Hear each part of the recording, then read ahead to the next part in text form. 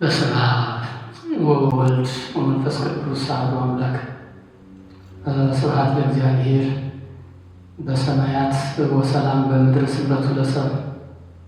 ክብር ለእግዚአብሔር በአርያም ሰላምን በምድር ለሰው በጎ ፈቃድ ይሁን። ቅዱስ ሉቃስ ምዕራፍ 2 ላይ ተመዝግቦ የምናገኘው ኃይለ ቃል ነው። ሁልጊዜም የእግዚአብሔርን ክብር እንድናውቅ እንድናመሰግን እሱን አክብረን እንድንከብር የእኛም በጎ ፈቃድ እንዲጨመር ሰላም በምድር እንዲሆንልን መልካም ምኞትን የሚገልጽ የሚያበስር ኃይለ ቃል ነው። በሊኑድ የአንቀጸ ብርሃን ቅድስት ማርያም ወቅድስት አርሴማ ቤተክርስቲያን አመሰራረት ታሪካዊ ሂደት አለው። ወደ ኋላ ተመልሼ ብዙ ታሪክ ለመናገር አሁን ጊዜው አይፈቅድም። በሰፊው በታሪክ ማህደር መዝገብ እናስቀምጠዋለን። በሊኑድ የአንቀጸ ብርሃን ቅድስት ማርያም ወቅድስት አርሴማ ቤተክርስቲያን የተመሰረተችው የካቲት 5 ቀን 2008 እንደ ኢትዮጵያውያን አቆጣጠር ነው። በአውሮፓውያን ፌብሩዋሪ 13 2016 ዓመተ ምህረት ነው። ይህች ቤተ ክርስቲያን በዚያ አካባቢ የተመሰረተችበት ዋናው ምክንያት ወደ መካነ ብርሃን ቅዱስ ገብርኤል ገዳም ይመጡ የነበሩ አባላት ጥቂቶቹ በእድሜ ምክንያት፣ አብዛኛዎቹ ደግሞ ቤት እየገዙ ወደዚያ ስለሄዱ በየሳምንቱ እሑድና በልዩ ልዩ ዝግጅት ወደ መካነ ብርሃን ቅዱስ ገብርኤል ለመምጣት ትራፊኩ በጣም ስለሚይዛቸውና ጊዜ ስለሚወስድባቸው እነሱን በማሰብ የእነሱን ችግር ባገናዘበ መልኩ እነሱ በብዙ መንገድ ከሚንገላቱ እኛ ለአገልግሎት ወደዚያ ብንሄድ ብንደርስላቸው የሚል ሀሳብ ይዘን ነው። በመሆኑም በርቀት ምክንያት ብዙ የቀሩ ነበሩ። ዓላማችን የእግዚአብሔርን ቃል ወደዚያ ለማዳረስ አገልግሎቱን ለማስፋት እስከሆነ ድረስ የጠፉትን ለመሰብሰብ፣ የራቁትን ለማቅረብ፣ የተበተኑትን ለመሰብሰብ፣ በተለይም እንዲያው የጠፉትን ለማግኘት ፍለጋ መሄድ ነው። እግዚአብሔር ቸር ነው። የእኛን ቅንነት ተመልክቶ በዚያ አካባቢ ያሉ ሰዎችም ከቦታ ርቀት ምክንያት የተነሳ ምኞት ነበራቸው። መቼ ይሆን በቅርቡ አገልግሎት የምናገኘው የሚልና ምናምንም የሁሉንም ልጆቹን ጸሎት የሚሰማ እግዚአብሔር ቸር ስለሆነ እኛ ሄደን መጀመሪያ የተከራየነው የግብጾችን ቤተክርስቲያን ነው። አሮጌ ትንሽ ቤተክርስቲያን አለቻቸው ወደ አዲሱ ከመግባታቸው በፊት ለብዙ ዘመናት የተገለገሉባት። እዚያ ነው አገልግሎት የጀመርነው። አገልግሎት ስንጀምር በዚያ ሰዓት የሚረዳኝ ረዳት ካህን አልነበረኝም። በጣም የሚያሳዝነው ብቻዬን ነበርኩ። ዲያቆናትም አልነበሩኝም። እግዚአብሔር ይመስገን እንዲያው ኢትዮጵያውያን ዲያቆናትን በዚያ ሰዓት ባላገኝም ፈረንጆቹን እንዳስተምር እዚያ ስውል እግዚአብሔር ረድቶኝ ዲያቆን ፍሬዘር እና ዲያቆን ዮሐንስ እነሱ እዚያ ሰሞን እየተማሩ ነበር ከኛ። ያቺ አጋጣሚ ረዳችኝና እነሱን አስተምረን እነሱ የዲቁና ማዕረግ ተቀብለው አገልግሎት ከእነሱ ጋር ነው የጀመርኩ። አልፎ አልፎ መካነ ብርሃን ቅዱስ ገብርኤል ገዳም አገልግሎት በሌለ ጊዜ አባቶች እየመጡ ይረዱኝ ነበር። ብዙ ጊዜ ከቆየው በኋላ እግዚአብሔር ቸር ነው። ብቻዬን እስከ መቼ እያልኩ ሳስብ ሰው አምጣልኝ፣ ረዳት ላክልኝ እያልኩ ቸሩ እግዚአብሔር መላከ ሰላም ክብሩን ከኦሃዮ አመጣልኝ ማለት ነው። በ2017 ዓ.ም ቤተክርስቲያኗ ከተገዛች በኋላ ማለት ነው። በየካቲት 5 ወይም ፌብሩዋሪ 13 ከጭራዋ ቤተክርስቲያን ገብተን ሚያዝያ ላይ አሁን የተገዛችው አሁን የምንገለገልባት ታሪካዊቷ ቤተክርስቲያን አገኘናት።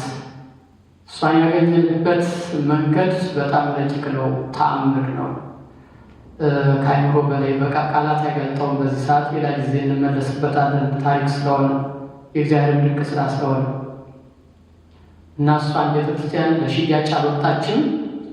እግዚአብሔር ስላመለከተን እንከራይ ብለን የቤተክርስቲያኑን ባለቤቶች ጠየቅናቸው። የኪራይ ሰነድ ኮንትራት ውል እንድንፈራረም ከሰጡን በኋላ እናንተ የት ነው የምትገለገሉ ብዬ ፓስተሩን ስጠይቃቸው እኛ ይቺ ስለጠበበችን ትልቅ ቤተክርስቲያን ገዝተን ይለናል አሉ። ከዚያ በኋላ ይህችን ምንድን ለማድረግ ነው ያሰባችሁት ብዬ ጠየቅኩ። ወደፊት እንሸጠዋለን አሉ። እሰይ ስለት የሰመረ ማምላክ ለዚህ ነው ያመጣችኝ አልኩና የምትሸጡት ከሆነ እኛ እንገዛቸዋለን አልኳቸው። በዚያ ስምምነት ተጀመረ። ፕሮሰስ ጀመር። ፕሮሰሱ ብዙ ተጓቶ ነበር። የሆነ ሆኖ ቤተክርስቲያኑን መስከረም 5 ተረክበን አካባቢ ሴፕቴምበር 5 አካባቢ ተረክበን ሴፕቴምበር መስከረም 29 በኢትዮጵያ አቆጣጠር አገልግሎት ጀምረናል። በብዙ ሊቃነ ጳጳሳት ተባርካ ታሪካዊት የሆነችው ትንሿ ቤተክርስቲያናችን በስዕል ትንሿ፣ በሌላ ስራ ግን ታላቋ። እንዲሁም አንድ ጋዜጠኛ የሆነ ሰው መጥቶ ከውጭ ሲያያት ጎጆ መሰለችው። ውስጥ ገብቶ ሲገባ የሆነ ነገር ነዘረኝ ያለና ሞስት ፓወርፉል ሊትል ቸርች ካሚንግ ሱን ብሎ አርቲክል ጽፏል በዚያ ሰዓት። በዚህ ሁኔታ ነው የተመሰረተች። በወቅቱ ዘማሪዎች አልነበሩንም። መካነ ብርሃን ቅዱስ ገብርኤል ሲዘምሩ የነበሩ ራቀን ሳይሉ ተክተው ጉባኤ ሲሆን የማይቀሩ የሚመጡ እህቶች ነበሩ። በእነሱ መሪነት ሁሉም እህቶች አዋቂዎች እናቶች ናቸው። ወደ 26 እናቶች በዘማሪነት ተሰልፈው አብረው ያገለግሉ ነበር። ተሰጥኦን ሲቀበሉ ብዙ ካህናት ያሉ ይመስል ነበር እና እግዚአብሔር ቸር ነው። አሁን አገልግሎቱ ሞልቶ ተሟልቶ በብዙ አባቶች በልዩ ልዩ ጸጋ ያከበራቸው የተለያየ እውቀት ሀብት ያላቸውን አባቶች እግዚአብሔር ሰጥቶን ዲያቆናቱንም አብዝቶልን በተለይ አዳጊ ሕፃናትን እናቶቻቸውን እረፉ፣ እንግዲህ ይበቃችኋል፣ ከሕዝቡ ጋር ሆናችሁ አርፋችሁ አመስግኑ፣ እናንተ እኛን ተክታችኋል፣ እኛ እናግዛችኋለን፣ ደርሰንላችኋል ብለው አዳጊና ጎልማሶች ልጆቻችን አውደ ምሕረቱን ሞልተው በዘወትርም በክብረ በዓላትም እያገለገሉ ይገኛሉ። ሕዝቡ በዚያ ሰዓት የነበረው መጠነኛ ቁጥር ያለው ነበር። አሁን እንደምታዩት ቤተክርስቲያኑ አዳራሹ ጠቦ ለማስቀደስ ያው ፍቅር ስላለ ተጨናንቆ ነው ያለ። ሕዝቡ ብዙ ሕዝብ እየመጣ ነው ያለ። ለዚህ ብዙ ሕዝብ ደግሞ ይቺ ቦታ ስለማትመጥን ትልቅ ቤተክርስቲያን ያስፈልጋል የሚል የብዙ ጊዜ ራእይ ነበር። ያ የብዙ ጊዜ ራእያችን ከቤተ መቅደሱ ጀርባ ያለውን መሬት መግዛት ነበር። ያ መሬት ውድ ነው፣ ላንድ ማርክ ነው የሚሉት ፈረንጆቹ። እንመኘው ነበር ገና እዚያ ስንገባ ጀምረን የሰውን ምኞት የማይከለክል የሰውን ፍላጎት የሚያሟላ ሳንጠይቀው የምንፈልገውን አውቆ የሚሰጥ የምንሻውን አውቆ የሚፈጽም እግዚአብሔር ቸር ስለሆነ ይህን ታላቅ መሬት እንድንገዛ አደለን ረዳንና አሁን ታላቅና ታሪካዊ የሆነ ቤተክርስቲያን ለመገንባት በተለይም ልጆቻችን በእድሜ ክልላቸው በእድሜ ደረጃቸው የሚማሩባቸው ልዩ ልዩ ትምህርት ቤቶች፣ የአብነት ትምህርት ቤት፣ የሰንበት ትምህርት ቤት፣ መዋዕለ ሕፃናት በይበልጥ ደግሞ ከኢትዮጵያ እየመጡ ልጆቻቸውን ለመጎብኘት እዚህ የሚመጡ እናቶች፣ አባቶች፣ አረጋውያን ልጆቻቸው ቀን ስራ ስለሚውሉ ቀኑ እየጨለመባቸው አልመሽላቸው እያለ በብዙ ችግር ውስጥ ስለሚገኙ እነሱ የሚውሉበት የተለያዩ ስራ የሚሰሩበት በጸሎት ሰዓት አብረው ከአባቶች ጋር የሚጸልዩበት ከኛ ጋር በምሳ ሰዓት አብረው የሚመገቡበት የጤና እንቅስቃሴ የሚያደርጉበት ንጹሕ አየር የሚመገቡበት ሁለገብ የሆነ ታሪካዊ አዳራሽ ጭምር ይኖረዋል። ይህ አዳራሽ በሐዘንም የምንሰበሰብበት በደስታም ልጆቻችንን የምንድርበት ሁለገብ የሆነ አዳራሽ ስለሆነ ይህንን ፕላኑ ተቀርጿል፣ ተነድፏል፣ እየተሰራ ነው። ደግሞ በጣም ደስ የሚለው እግዚአብሔር ስራችን የወደደው መሆኑን የሚገልጠውና የሚያረጋግጠው እረፍት የሌላቸው እረፍትም የማይሰጡ 24 ሰዓት የሚሰሩ የህንፃ አሰሪ ኮሚቴዎች ተመርጠው በከፍተኛ እንቅስቃሴ ላይ ይገኛሉ። ስለ ሁሉም ነገር እግዚአብሔር የተመሰገነ ይሁን። በቅርብ ቀን ይሄ ቤተ ክርስቲያን ተሰርቶ ትውልድ ሲታነጽበት እናያለን ብለን እናምናለን። እግዚአብሔር ደግሞ ላያስፈጽም አያስጀምርምና አንደኛ በአባቶቻችን ዘመን አነጋገር ሰው ያስባል አምላክ ይፈጽማል ነበር የሚባለው። እኔ ግን አሁን እንዳየሁት ከእግዚአብሔር የተማርኩት አሳቢ አሳሳቢ፣ ጀማሪ አስጀማሪ፣ ፈጻሚ አስፈጻሚ እግዚአብሔር መሆኑን ነውና ይህን ያደረገ ያስጀመረ አምላክ እንደሚያስፈጽመን እናምናለን።